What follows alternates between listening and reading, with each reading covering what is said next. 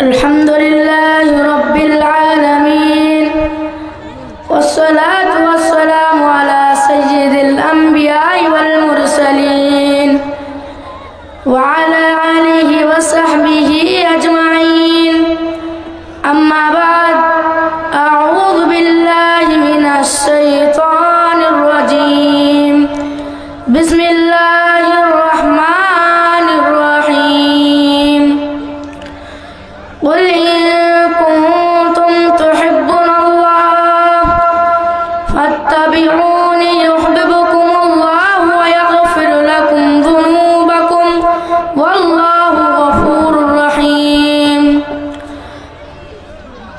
صدر محترم، میرے سامنے بیٹھے ہوئے عزیز بھائیوں، میں آج کے اس جلسہ میں جس عنوان کو لے کر آپ حضرات کے سامنے حاضر ہوا ہوں وہ ہے محبت رسول اور ریاکاری کے درجات. محترم سامعین، اللہ تعالیٰ کی بے شمار نعمتوں میں سے ایک بڑی نعمت دین اسلام ہے، جس سے اللہ تبارک و تعالیٰ نے اپنا محبوب محمد صلی اللہ علیہ وسلم کے ذریعے ہم تک پہنچایا ہے. سامعین حضرات، اگر ہم تاریخ کا مطالعہ کریں تو ہمیں معلوم ہوگا کہ بعثت نبوی سے قبل دنیا بالکل تنگ و تاریخ تھی. ظلم و ستم کا دور رہا تھا، طاقت والوں کا غلبہ تھا، جس کی لاٹھ اس کے بھاس کا مہارا پورے ماحول پر صادق آتا تھا. لیکن بعثت نبوی کے بعد انسانیت کو ایک پاکیزہ اور حقیقی زندگی نصیب ہوئی. ہر ایک کو اپنا صاحب کا ملا. ایسے رسول محترم سے سچی محبت ہمارے ایمان کا جز ہے. آپ سے محبت دل کا اطمینان ہے، آپ سے عقیدت شرط ایمان ہے، آپ کے اوپر عمل اور اس مسلمان ہے. اس کے بغیر ہمارے ایمان مکمل ہے نہ ہم علوات ایمان سے لطف اندوز ہو سکتے ہیں. جیسا کہ اللہ کے نبی صلی اللہ علیہ وسلم نے فرماتا ہے، لا یؤمن احدکم حتی اکون احب الیہ من ولدہ ووالدہ والناس اجمعین. یقیناً تم میں سے اس وقت تک کوئی کامل مومن نہیں ہو سکتا جب تک کہ وہ اپنے والد اور والدین اور تمام لوگوں سے زیادہ مجھ سے محبت کرے. اور رسول اللہ صلی اللہ علیہ وسلم سے محبت کا صاف ستھرا تقاضا یہ ہے کہ آپ کی اتباع کی جائے. جیسا اللہ تعالیٰ نے فرماتا ہے، قُلْ إِن كُنتُمْ تُحِبُّونَ اللَّهَ فَاتَّبِعُونِي يُحْبِبْكُمُ اللَّهُ وَيَغْفِرْ لَكُمْ ذُنُوبَكُمْ وَاللَّهُ غَفُورٌ رَحِيمٌ. اور صحابہ اکرام رضوان اللہ علیہم نے اتباع رسول کی ایسی مثالیں پیش کی، آج تک دنیا اس کے نظیر پیش